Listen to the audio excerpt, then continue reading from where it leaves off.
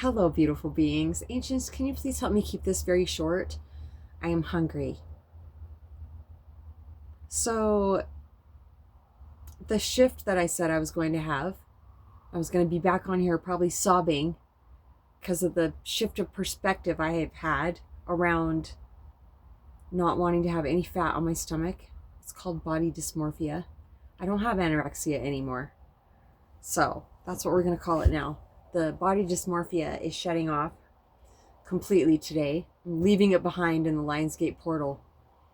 And it's all about when I look at myself in the mirror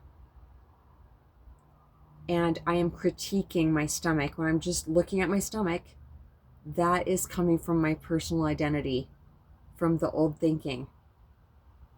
When I'm seeing myself through my heart eyes, from my true perspective, I wouldn't be standing there looking at my stomach in the mirror. So that's all I need to do, is just keep starving those habits, starving the thoughts, eat really healthy, but also have my waffles, have my amazingly yummy waffles at night or when I want to, with Nutella. Went and got myself a new jar. I had dumped out the rest of my pancake mix and drowned my Nutella. A couple months ago because I was cutting out all sugar forever. But I'm not going to, because I really like to enjoy my life in every way I possibly can. And if I am cutting out things that I really like because I'm trying not to have any fat on my stomach, then I don't need to be doing that. There are many reasons, there are many conditioned reasons that I have had these ideas about, around anorexia, being anorexic and seeing my body in a certain way. But the conditioning part really doesn't matter. It just comes from so many different places. It's just ingrained. That's why it seems insurmountable, some of these things do, because it just feels like who I am. But none of it is who I am. I personally, no, I beingly would never stand and look at my stomach in the mirror. I would never critique myself like that. I would never see myself in parts like that. And neither will my divine partner. Yeah. He won't see any of it. Just like I see beautiful women every single day. And yeah, I look at their stomach. And I do that because I'm just like, she has a stomach. She has a stomach. She has a stomach. She has a stomach.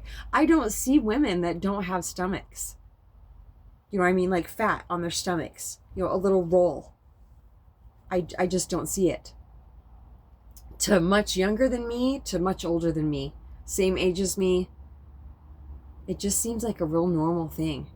Unless a person is a bodybuilder and they're getting ready for a competition, or they just really want a flat stomach.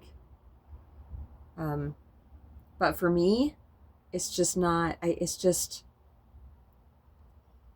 I'm finding my balance with it, like I have everything else. When I was combusting marijuana and not just using edibles, it seemed like my cravings for sugar were just off the charts. I had no control. It didn't seem like I had any control over it at all. And so I would pack on the weight because I inevitably had a anorexic relapse. And so I was underweight. And so I would get all this yummy stuff, chocolate ice cream and all this stuff, and have so much fun eating and eating and eating and anytime I wanted to, not thinking about my stomach, just knowing I needed to gain weight. But then I'd go overboard and feel absolutely disgusting in my body. I've been doing that for quite a while. It's not binging and purging. It's the pendulum swings they're showing me. Here's balance, and trying to find balance. It's like, oh, I had it. Oh, no, okay. Oh, I have it. No, not quite. But then we don't swing. They're showing me this. We don't swing quite as far. And pretty soon it stops right here. Maybe, since we're having this human experience, it will do a little bit. But these things that I'm working on, I'm determined to just have them be just done, not even a part of my life, like it was absolutely somebody else's life. So yeah, that's what I'm working on. What are you working on? We would love to talk to you about it if you feel stuck in something. There is no stuck, really. It's the ebb and flow where it feels like, oh my gosh, things are happening, stuff's happening, and then the ebb where it doesn't feel like anything is happening. They showed me not too long ago that it's just like when we're pregnant with when we're growing a baby. A lot of the time it doesn't feel like anything's happening, but there's always something happening. I really like that. Okay, I'm gonna go eat. satsangwithmamaji@gmail.com. We love you so much.